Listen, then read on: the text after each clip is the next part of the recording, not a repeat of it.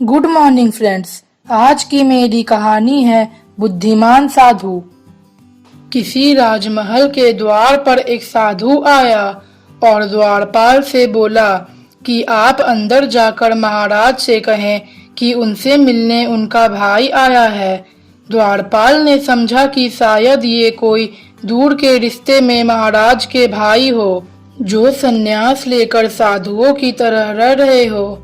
सूचना मिलने पर राजा मुस्कुराया और साधु को अंदर बुलाकर अपने पास बैठाया।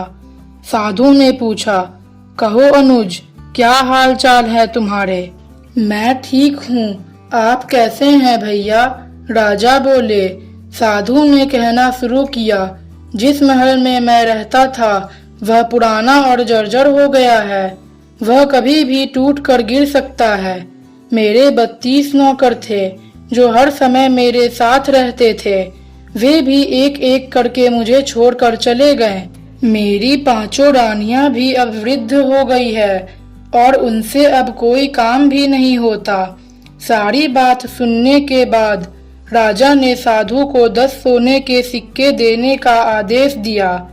साधु ने राजा को 10 सोने के सिक्के कम बताए। तब राजा ने कहा, इस बार राज्य में सूखा पड़ा है, आप इतने से ही संतोष कर ले। साधु बोला, मेरे साथ 7 समुंदर पार चले, वहाँ सोने की खदानें हैं। मेरे पैर पड़ते ही समुद्र सूख जाएगा। फिर आपको जितना सोना लाना होगा वहाँ से ले आइएगा। और फिर मेरे पैरों की शक्ति तो आप देख ही चुके हैं। अब राजा ने साधु को 100 सोने के सिक्के देने का आदेश दिया। साधु के चले जाने के बाद मंत्रियों ने आश्चर्य से पूछा, क्षमा करिएगा राजन, लेकिन जहाँ तक हम जानते हैं आपका कोई बड़ा भाई नहीं है। फिर आपने इस ठग को इतना इनाम क्यों दिया? राजन ने समझाया, देखो, भाग्य के 2 पहलू होते हैं, राजा और रंक। इस नाते उसने मुझे भाई कहा। जर्जर महल से उसका आशय उसके बूढ़े शरीर से था। 32 नौकर उसके दांत थे और 5 वृद्ध रानियां उसकी 5 इंद्रियां हैं। समुद्र के बहाने उसने मुझे उलाहना दिया कि राजमहल में उसके पैर रखते ही मेरा राजकोष सूख गया, क्योंकि मैं उसे मात्र 10 सिक्के दे रहा था, जबकि मेरी हैसियत उसे सोने से तौल देने की है।